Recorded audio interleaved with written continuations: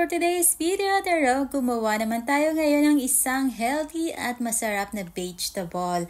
Ayan, meron tayo ditong shumar o kaya yung fennel root. Samahan din natin ng onion and garlic.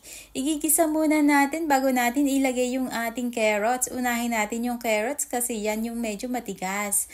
At pagkatapos naman ito, ilalagay na natin yung ating shumar o kaya yung fennel roots.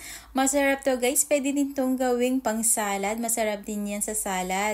At ayan, in-slice lang natin. Tinanggal natin yung medyo matitigas at saka natin huhugasan at ilalagay na natin dyan. Igisa muna natin, saka natin lagyan ng tubig. At pagka kumulo naman siya, ilalagay na natin yung ating mga pampalasa. Napakadali lang nitong lutuin. At asin at saka black pepper at vegetable powder lang yung ating pampalasa dito. Napakasimple lang pero napaka-healthy nitong vegetable soup natin for today.